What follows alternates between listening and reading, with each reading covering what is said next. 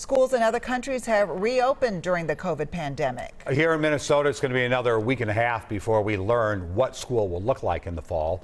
Are there any lessons that we can learn from overseas? Good question. Here's Heather Brown.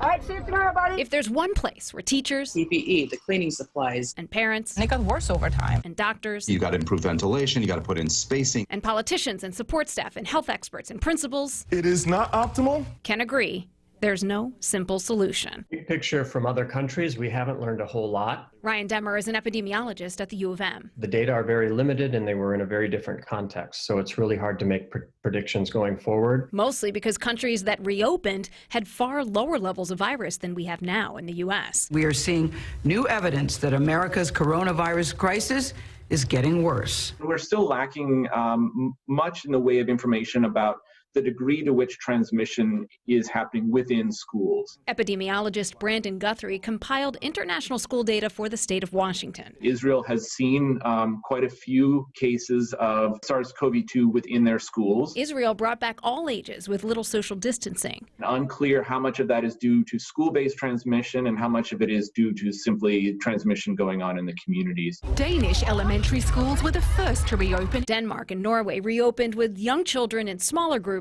and didn't see a big jump in cases. Germany brought back older kids in small groups and did see a rise. And some South Korean schools where students wore face masks had to close after reopening. We can't draw conclusions about if we were to follow those, we would or would not have transmission at such and such a level. We really don't have that information. One example we could maybe take from Minnesota is the daycare situation. There really haven't been any case surges that are directly linked back to daycares. So that's encouraging. However, again, we need to remember that these daycares are operating in a very different environment with greatly reduced capacity. And they both say we don't really know what to expect in the fall. Heather Brown, WCCO 4 News.